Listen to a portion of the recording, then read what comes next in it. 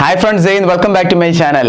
ഇന്നത്തെ വീഡിയോയിൽ ഞാൻ നിങ്ങളുമായി ഷെയർ ചെയ്യാൻ പോകുന്നത് ITBP കോൺസ്റ്റബിൾ പോസ്റ്റിലേക്ക് വന്ന നോട്ടിഫിക്കേഷൻ അപ്ഡേറ്റ്സിന്റെ ഫുൾ അപ്ഡേറ്റ്സ് ആണ്. 10ാം ക്ലാസ് പാസ്സായാലും ഈ ഒരു പോസ്റ്റിലേക്ക് നിങ്ങൾക്ക് അപ്ലൈ ചെയ്യാൻ പറ്റുന്നതായിരിക്കും. അതുകൊണ്ട് വീഡിയോ സ്കിപ്പ് ചെയ്യാതെ നിങ്ങൾ ഫുൾ കാണുക.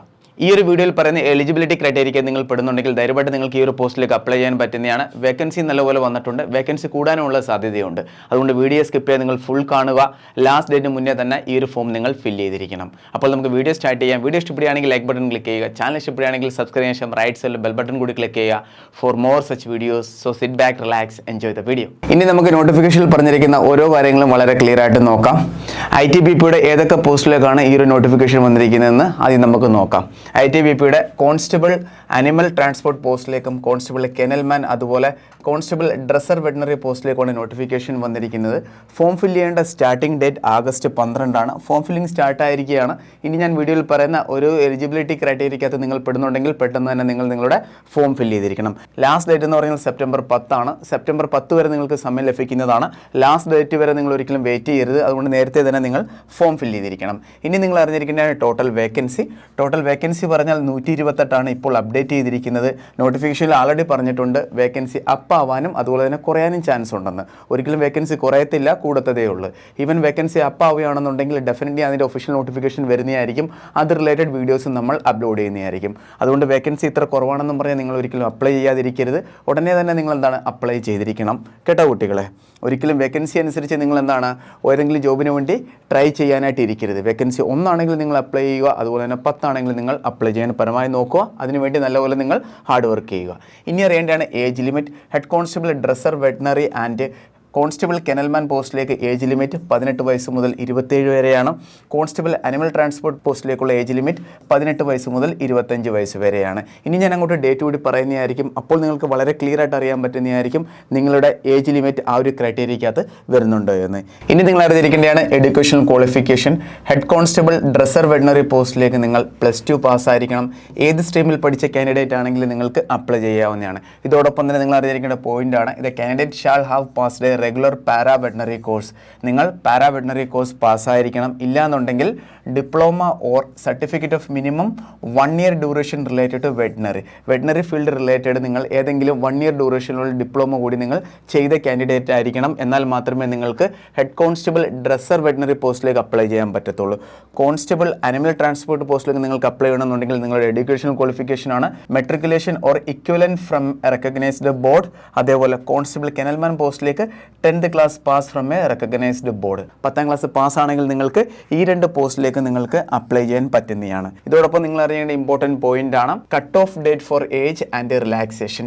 ഈ ഡേറ്റിന് ഇടയിലാണോ നിങ്ങൾ ജനിച്ചത് നിങ്ങൾ ശ്രദ്ധിക്കുക.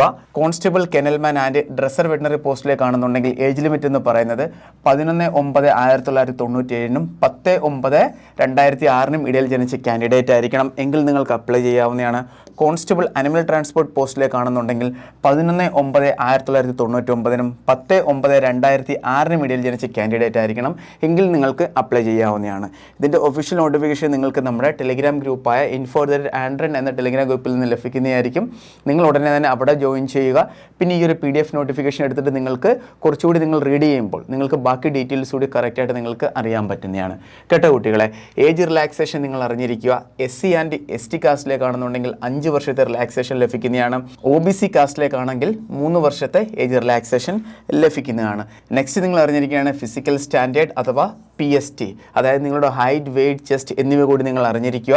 Head constable dresser veterinary and constable kennelman പോസ്റ്റിലേക്കാണെന്നുണ്ടെങ്കിൽ നിങ്ങൾക്ക് വേണ്ട ഹൈറ്റ് മെയിൽ ആണെങ്കിൽ 170 സെൻറ്റിമീറ്റർ, അതുപോലെ ഫീമെയിൽ ആണെന്നുണ്ടെങ്കിൽ 157 സെൻറ്റിമീറ്റർ ഹൈറ്റ് ഉണ്ടായിരിക്കണം. ചെസ്റ്റ് എക്സ്പെൻഷൻ 80, എക്സ്പാൻഷൻ ചെയ്യുമ്പോൾ 85 സെൻറ്റിമീറ്റർ ഉണ്ടായിരിക്കണം. നെക്സ്റ്റ് ആണ് കോൺസ്റ്റബിൾ അനിമൽ ട്രാൻസ്പോർട്ട് പോസ്റ്റിലേക്കാണെന്നുണ്ടെങ്കിൽ മെയിലിന് വേണ്ട ഹൈറ്റ് 170 സെൻറ്റിമീറ്റർ, ഫീമെയിലിന് വേണ്ടത് 157 ചെസ്റ്റ് എക്സ്പാൻഷൻ 80-85 തന്നെയാണ് വേണ്ടത്. നെക്സ്റ്റ് അറിഞ്ഞിരിക്കുന്നതാണ് മെഡിക്കൽ സ്റ്റാൻഡേർഡ്.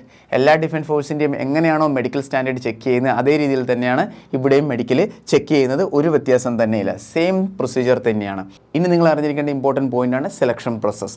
ആ സെലക്ഷൻ പ്രോസസ്സ് അനുസരിച്ച് നിങ്ങളുടെ പ്ലാൻ സെറ്റ് ചെയ്യുക, ഈവൻ നിങ്ങൾക്ക് അപ്ലൈ ചെയ്യാൻ പറ്റുമെങ്കിൽ കേട്ടോ. സോ യുവർ ഫസ്റ്റ് പ്രോസസ്സ് എന്ന് പറഞ്ഞാൽ ഫസ്റ്റ് ഫേസ് എന്താണെന്ന് പറഞ്ഞാൽ ഫിസിക്കലാണ്. അതായത് ഫിസിക്കൽ എഫിഷ്യൻസി ടെസ്റ്റാണ് ആദ്യം നിങ്ങൾ ക്വാളിഫൈ ചെയ്യേണ്ടുന്നത്. ക്ലിയർ? ആൺകുട്ടികൾക്ക് വേണ്ടിയിട്ടുള്ള ഫിസിക്കൽ എഫിഷ്യൻസി ടെസ്റ്റിൽ ഉൾപ്പെടുത്തിയിരിക്കുന്ന ഈവൻ്റാണ്. ഫസ്റ്റ് 1.6 കിലോമീറ്റർ നിങ്ങളത് 7 മിനിറ്റ് 30 സെക്കൻഡിനുള്ളിൽ കംപ്ലീറ്റ് ചെയ്തിരിക്കണം. നെക്സ്റ്റ് ആണ് 11 ഫീറ്റ് ലോങ് ജമ്പ്, അതോടൊപ്പം തന്നെ 3.5 ഫീറ്റ് എന്താണ് ഹൈ ജമ്പ് കൂടിയുണ്ട്. ഇവിടെ നിങ്ങൾക്ക് ഹൈ ജമ്പിന് ലോങ് ജമ്പിന് 3 ചാൻസസ് വീതം ലഭിക്കുന്നതായിരിക്കും. ഇത് നിങ്ങൾ ക്വാളിഫൈ ചെയ്യുകയാണെന്നുണ്ടെങ്കിൽ പിന്നെ നിങ്ങളുടെ നെക്സ്റ്റ് എന്താണെന്ന് പറഞ്ഞാൽ ഫേസ് 2 ആണ്. അതുകൂടി ഞാൻ പറയുന്നതായിരിക്കും. നെക്സ്റ്റ് ആണ് പെൺകുട്ടികൾക്ക് വേണ്ടിയിട്ടുള്ള ഫിസിക്കൽ കണ്ടീഷൻ ടെസ്റ്റാണ് ഇനി പറയാൻ പോകുന്നത്. സ്റ്റാർട്ടിങ് 800 മീറ്റർ റണ്ണിംഗ് ആണ്. കംപ്ലീറ്റ് ചെയ്യേണ്ടുന്നത് 4 മിനിറ്റ് 45 സെക്കൻഡിലാണ്. Next 9 feet long jump, next 3 feet high jump. ഇവിടെയും ഇവർക്ക് 3 ചാൻസസ് വീതം ലഭിക്കുന്നുണ്ട്. ഈ ഒരു ടെസ്റ്റ് ക്വാളിഫൈ ചെയ്താൽ മാത്രമേ ഇവർക്ക് പിന്നെ നെക്സ്റ്റ് ഫേസിലേക്കുള്ള ചാൻസസ് ലഭിക്കത്തുള്ളൂ. ഓക്കെ, ഇനി നമുക്ക് നെക്സ്റ്റ് ഫേസ് എന്താണെന്ന് നോക്കാം. നെക്സ്റ്റ് ഫേസ് റിട്ടേൺ എക്സാം ആണ്. ഇനി ഇവിടെ ഇമ്പോർട്ടൻ്റ് നിങ്ങൾ അറിഞ്ഞിരിക്കേണ്ടതാണ്, ഏത് ട്രേഡിലേക്കാണോ നിങ്ങൾ അപ്ലൈ ചെയ്യുന്നത് അതിൻ്റെ എല്ലാം ആ ഒരു റിട്ടേണിൻ്റെ സബ്ജക്റ്റ് എന്ന് പറഞ്ഞാൽ വളരെ ഡിഫറൻ്റ് ആണ്. അത് നിങ്ങൾ പ്രത്യേകം അറിഞ്ഞിരിക്കേണ്ടതാണ്. ഏത് എക്സാമിന് നിങ്ങൾ തയ്യാറെടുക്കുന്നോ, ഏത് ഡിഫൻസ് ജോബിന് തയ്യാറെടുക്കുകയാണെന്നുണ്ടെങ്കിലും അതിൻ്റെ സെലക്ഷൻ പ്രോസസ്സ് നോക്കുക. ഫേസ് 1 എന്താണെന്ന് നോക്കുക, ഫേസ് 2 നോക്കുക, ഫേസ് 3 നോക്കുക. റിട്ടേൺ എക്സാമിന് എന്താണ് പഠിക്കേണ്ടത് എന്നുകൂടി നിങ്ങൾ അറിഞ്ഞിരിക്കണം. നിങ്ങൾ ഹെഡ് കോൺസ്റ്റബിൾ ഡ്രസ്സർ പോസ്റ്റിലേക്കാണെന്നുണ്ടെങ്കിൽ ഇവിടെ നിങ്ങൾക്ക് വരുന്ന സബ്ജക്റ്റാണ് ഞാൻ ഇനി പറയാൻ പോകുന്നത്. ജനറൽ അവയർനെസ്, ക്വാണ്ടിറ്റേറ്റീവ് ആപ്റ്റിറ്റ്യൂഡ് അഥവാ റീസണിങ് 5 മാർക്ക്, അതേപോലെ തന്നെ 5 ക്വസ്റ്റ്യൻ ആണ് വരുന്നത്. ഓരോ ക്വസ്റ്റിനും ഓരോ മാർക്കാണ്. ക്ലിയർ? ഈ ഒരു പോസ്റ്റിലേക്ക് ഇനി വരുന്ന സബ്ജക്റ്റ് ഏതൊക്കെയാണെന്ന് നോക്കാം. General English 5 question, general Hindi 5, അതേപോലെ തന്നെ വെറ്റിനറി മെഡിസിൻ ആൻഡ് ട്രീറ്റ്മെൻറ്റ് എന്ന സബ്ജക്റ്റിൽ നിന്ന് ടോട്ടൽ 80 ക്വസ്റ്റ്യൻ വരുന്നതാണ്. ടോട്ടൽ ഇവിടെ 100 ക്വസ്റ്റ്യൻ ആണ് വരുന്നത്. അപ്പോൾ ഈ ഒരു ഫീൽഡിലേക്കാണ് നിങ്ങൾ അപ്ലൈ ചെയ്യുന്നുണ്ടെങ്കിൽ ഈ പറഞ്ഞ സബ്ജക്റ്റ് എല്ലാം നിങ്ങൾ നല്ലപോലെ കവർ ചെയ്യണം. കോൺസ്റ്റബിൾ അനിമൽ ട്രാൻസ്പോർട്ടിലേക്കാണെന്നുണ്ടെങ്കിൽ അവിടെയും 100 ക്വസ്റ്റ്യൻ ആണ് വരുന്നത്. അതുപോലെ 100 മാർക്കാണ്. 2 മണിക്കൂറാണ് എക്സാം ടൈം എന്ന് പറയുന്നത്. ജനറൽ അവയർനെസ്സിൻ്റെ 25 question, knowledge of elementary mathematics 25 question, analytical aptitude 25 question, പിന്നെ basic knowledge of candidates in English അഥവാ ഹിന്ദി ഏത് വേണമെങ്കിലും നിങ്ങൾക്ക് ചൂസ് ചെയ്യാവുന്നതാണ്. അതിൽ നിന്ന് 25 ക്വസ്റ്റ്യൻ വരുന്നതാണ്. അങ്ങനെയാണ് ഇവിടെ 100 ക്വസ്റ്റ്യൻ 100 മാർക്കായിട്ട് അവർ സെറ്റ് ചെയ്ത് വെച്ചിരിക്കുന്നത്. ഇനി ലാസ്റ്റാണ് കോൺസ്റ്റബിൾ കെനൽമാൻ പോസ്റ്റ്. ഇവിടെ ജനറൽ അവയർനെസ്സിൻ്റെ 5 question 5 mark, quantitative aptitude 5 question 5 mark, general English 10 question 10 mark, പിന്നെ dog handle and kennel management 80 question 80 mark. Clear? Exam എല്ലാം തന്നെ 2 മണിക്കൂറാണ്. ടോട്ടൽ 100 ക്വസ്റ്റ്യൻ 100 മാർക്കാണ്. അപ്പോൾ നിങ്ങളുടെ നെക്സ്റ്റ് ഫേസ് എന്താണെന്ന് മനസ്സിലായല്ലോ. നെക്സ്റ്റ് ഫേസ് ആണ് റിട്ടേൺ എക്സാം. ഇനി നമുക്ക് തേർഡ് ഫേസ് എന്താണെന്ന് നോക്കാം. ക്ലിയർ? തേർഡ് ഫേസ് എന്താണെന്ന് പറയാൻ, നിങ്ങൾ റിട്ടേൺ എക്സാം ക്വാളിഫൈ ചെയ്യുമ്പോൾ അവിടെ പിന്നെ മെറിറ്റ് ലിസ്റ്റ് വരുന്നതായിരിക്കും. ആ മെറിറ്റ് ലിസ്റ്റ് അനുസരിച്ച് പിന്നെ നിങ്ങളുടെ എന്താണ് ഫൈനൽ അപ്ഡേറ്റ് എല്ലാം നടക്കുന്നതായിരിക്കും. പിന്നെ നിങ്ങൾ വരുന്ന മെറിറ്റ് ലിസ്റ്റിലാണ്.